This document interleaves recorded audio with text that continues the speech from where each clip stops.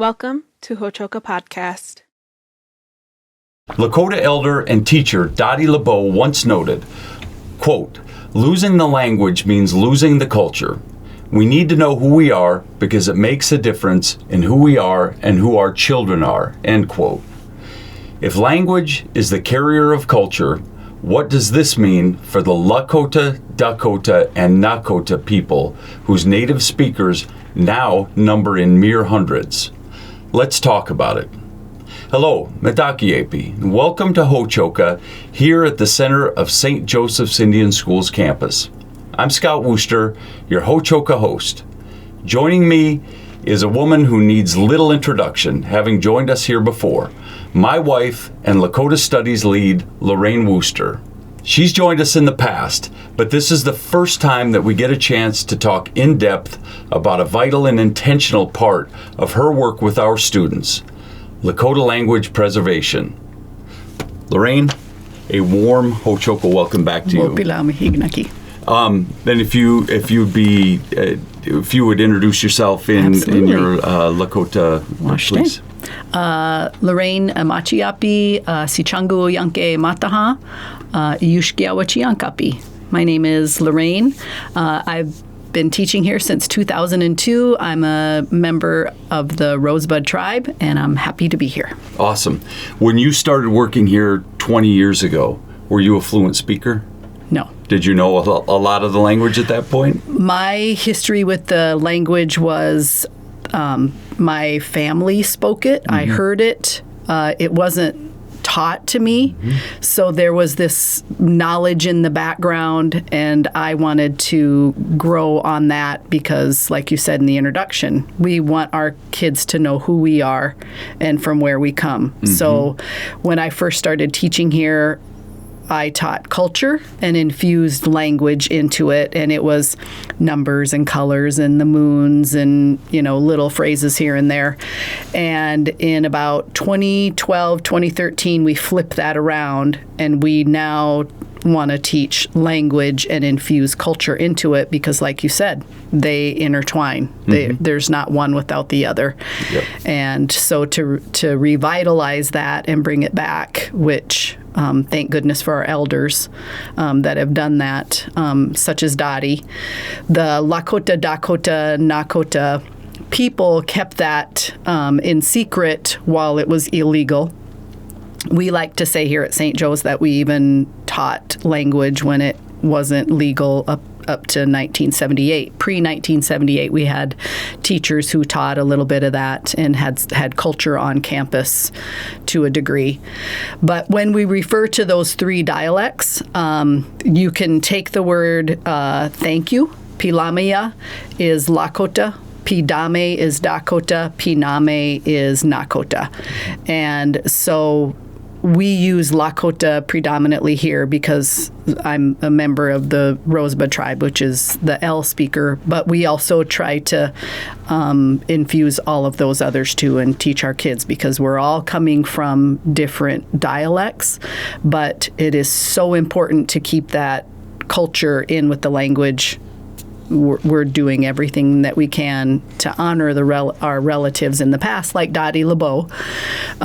She is a large part of the Oceti Shakoni Essential Understandings and teachings. And so my passion is the same as Dottie. We need to know who we are. Our kids need to know who we are because I didn't know who I was fully, really, until coming here, not being a fluent speaker. And one of my quotes is, the more I learn, the more I realize I don't know. Mm-hmm. And so when I came here and started, very happily teaching whatever it was I could, I'm learning. I'm teaching that to the kids. And that's what we need to keep doing because it was taken from us. And if we continue to allow that to be taken, we won't have a culture. Without the language, there is no culture. I truly believe that. So I'm doing everything I can to keep that language alive, which keeps the culture alive across many, many areas. Can you speak a little more towards what that might have been like to have the language taken away, and how you revitalize a language that's been systematically stripped away from the people. How does that come into play when you're down to just, as I said in the header, a few hundred speakers. people, and you can throw those facts out there. You've been to the classes, and you know exactly what they are. What are the figures? Right now, I believe we're in the 300, low 300 something on our home reservation in Rosebud for fluent speakers, and so that doesn't mean people who are fluent are able to jump into the classroom and teach or want to. Yep. So our language is coveted. It's really sort of protected. And so if you go all the way back to the language being made illegal and you can't speak it, then in your mind you're thinking, okay, I need to learn how to live in this outside world. And that's how my family approached it. So I had fluent speakers, but they wanted their children to be able to exist in the outside world, so they wanted them to speak English. So they didn't teach Lakota even though they knew it. Right. Yeah. And not realizing what we know today, that kids can learn more than one language at a time. And so that's how we're trying to revitalize it by different ways. But so it was taken, families didn't know, so they didn't speak it, but you heard it. And that's where I came from, was now that when I came to St. Joe's, I knew the sounds, I knew some words. And then you get here and you see how important it is that this has to be continued and taught. So that's where my passion came in, is there are people who know this. I can do this. It's who I am, and it made me happier as a human, as an adult. I knew that in order to know who I was, I had to learn language and culture and understand that, and then share that. And I could also add, with our kids, I can see nervousness. I can tell the kids who have it spoken at home a little bit, but we have the gamut of kids who have it spoken fluently at home, but they know a little bit, to the ones who have the sounds and can learn it a little easier, and some who may have never heard the language. And so my challenge is to motivate them and understand, but also think about, how was our language taken from us? I mean, it was literally beat out of our ancestors. And I jokingly use that against our kids. Just imagine if I beat English out of you and you had to only speak Lakota. We're going to approach it from a different way, but that's really how it was done. Yeah. Our kids were even taught to tell on each other. So if you were at school and you knew some kids were speaking Lakota, if you told on them, you got some special privilege, and they got in trouble. So you really learned to not speak it. Right. Now we have to unlearn all of that. Yeah. And motivate to do it. Right. Exactly. So when I was in high school, in however many years ago that's been, we had to take a foreign language. We were offered Latin, Spanish, French, all sorts of different languages. We weren't offered Lakota, certainly, and it's not offered in public schools now. I think we're unique. There are immersion schools who do that. Go ahead. Is offered on a online class. So you can take it. It's an online. It's so as interactive as an online class would be. But it's interesting you say foreign language. Lakota language is listed as a foreign language when you apply and take it. Yeah. And when we do our standards, it's foreign language standards, which it was our first language. So, it creates a little anger, motivation. So think about taking that foreign language class and having it be English if you spoke something differently. And if you used your first language, you were either got soap in your mouth or had to go to the corner of the room and stand because you spoke your other language. Think how traumatizing that would be, learning another language. So all those kinds of things just come back. So I know that language and culture are intertwined. I know that they're important to each other, but I don't know if I can separate why. You're the teacher. What's the importance of having these two things together? When you were just teaching culture, you knew that the language needed to be part of that. You had a sense, right? Right. And there's a word that I like to use which encompasses that, and it's the word tunkashila. So when I was being taught language, there are different levels of language in the Lakota language, but it is sacred. It is beautiful. It is respectful. And so when I use that word tunkashila, wakantonka, tunkashila means on different levels, the Great Spirit, which is also wakantonka, which means this big sacredness. So that's a level on a spiritual form. When you pray and sing to the Creator, that's a word that you use. Tunkashila in a formal sense can mean my grandfather. And then on another level there, it can mean grandfathers when you're in ceremony, like when we are in the Inipi and you sing to Tunkashila, those are the grandfathers in there. And then you being Lala, or on a grandpa level, a child is talking to their grandpa, they wouldn't use the word tunkashila, they use lala, or kaka is an old word that was used in the Rosebud and Pine Ridge area. Lala is sort of universal for grandpa, lala. So those are different levels, and they incorporate kinship and spirituality and respect, formal speaking and informal speaking. So that is one really good way that helps you understand culture is in the language.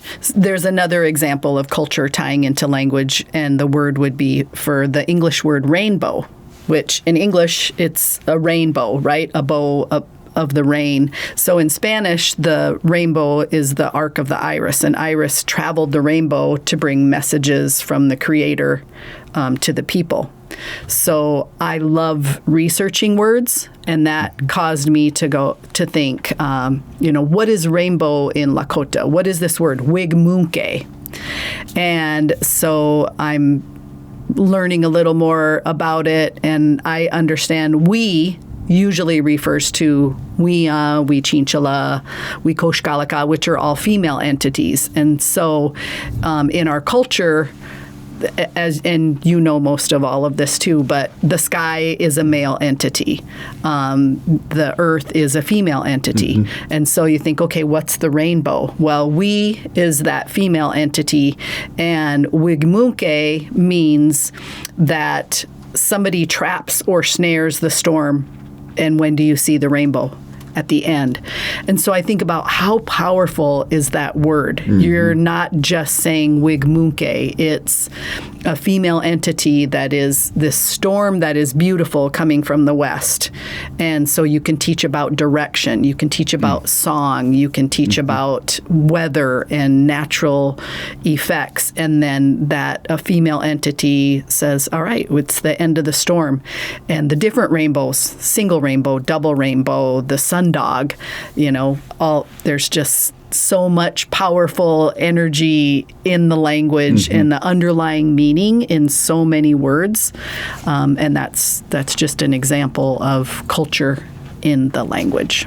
There was a point where I started to get more into the culture and into the ceremony a little bit, and songs were my entrance to learning a lot of that language. And so I came to it in that way. And now can understand a little bit here and there. But for me, it still remains a very complex language, one that I couldn't just jump into. And I think that most people couldn't just jump into it. And there are reasons why they shouldn't, too, for that matter. It's it's a difficult language to learn for me. I have kids who are sixth graders that I work with who would say, nah, it's easy, it's simple. You don't, for this guy, it wasn't that way. But there are also a lot of different ways to learn it. And can you speak to that? Why is it tricky to learn, or why is it easy to learn for you? Why does it come easy for you? What was your journey to get to learn the language?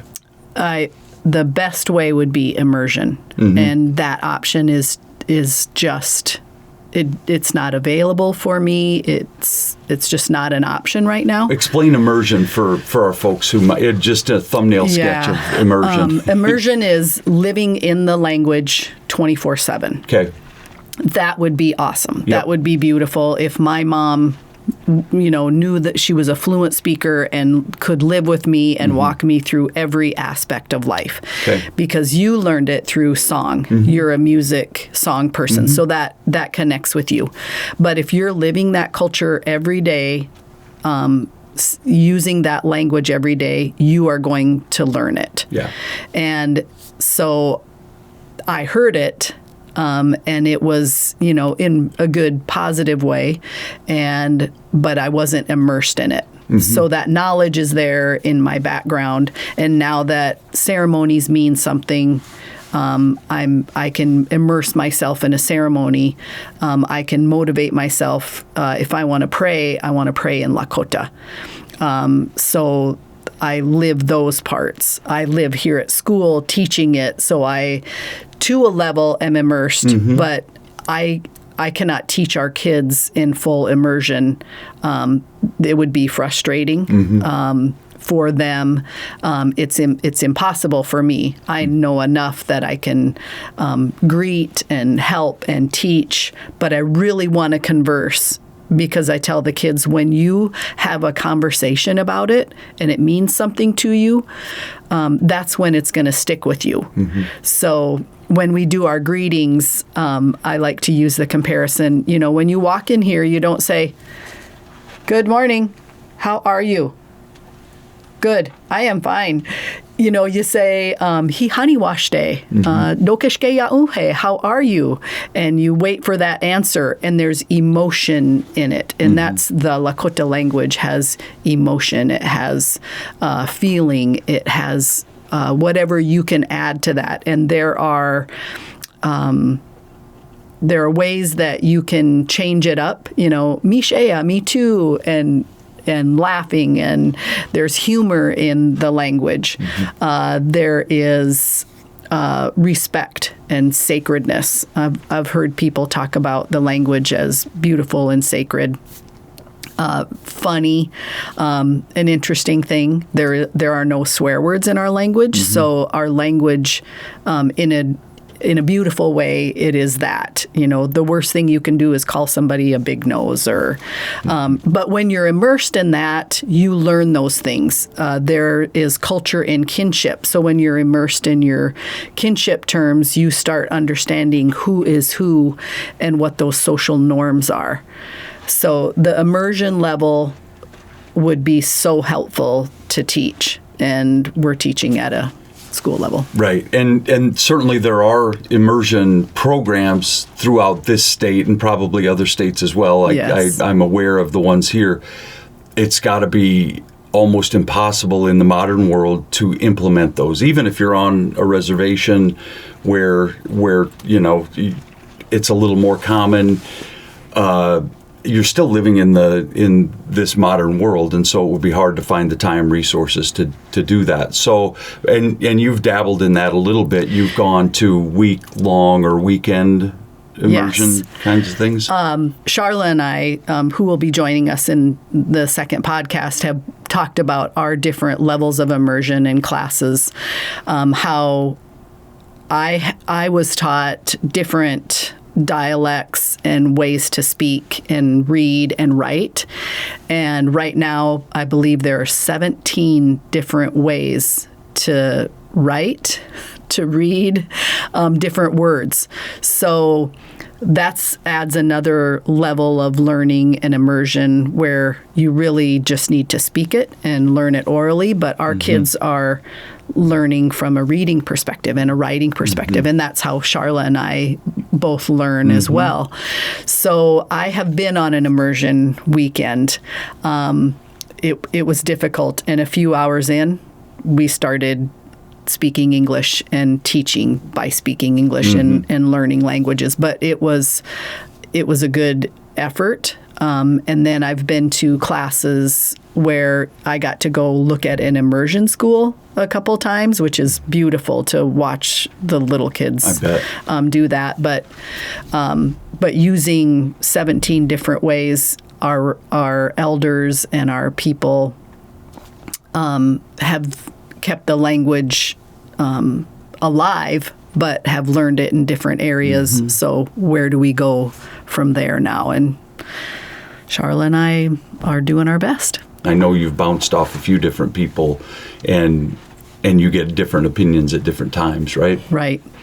And in honor of those ancestors and relatives, they believe their way is the right way. And so when I learned from Francis, I truly wanted to learn his way out of respect for him, and that's how he believed it was being taught. And then I went to another way to learn it, and you see a different perspective, but they're all, you're right, holding on to it and now coming together and working together. But which one do you use? Different reservations are doing some different things, and we'll be talking about that. And I think you have a lot of respect for all the different ways, and this is one of your gifts as a Lakota language teacher, I think, is that you're not fighting to show that yours is the right way to do it. You're teaching it in the best way that you know how to do it, because it needs to be done, because these kids that are coming up, whether they're first graders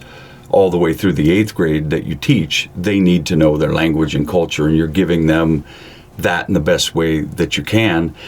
And as an ender to our conversation, I'll just say this, and I'm going to throw a little of my Lakota language at you. Absolutely. You have to do it with a chante washte. You have to do it with a good heart in the way you teach it. And you and Charla as well are both definitely doing that with our kids here, and that's really all we can ask. I mean, there's been a lot of damage done to this precious language. We're trying to hold it in a sacred way and make sure that these kids can carry that forward. So I say wopula to you for being that person who's taken this on, done this for 20 years, and I also say wopula to you for joining us here at the center of the campus here. Wopula. Mishea. Me too.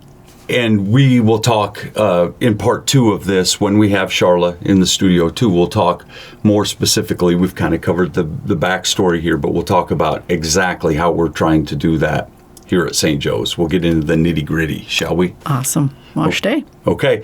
And we hope that our viewers will join us again here at Ho-Chokeh at the center of St. Joseph's Indian Schools campus, where we talk about issues that are central to Native American education today. Until then, stay centered.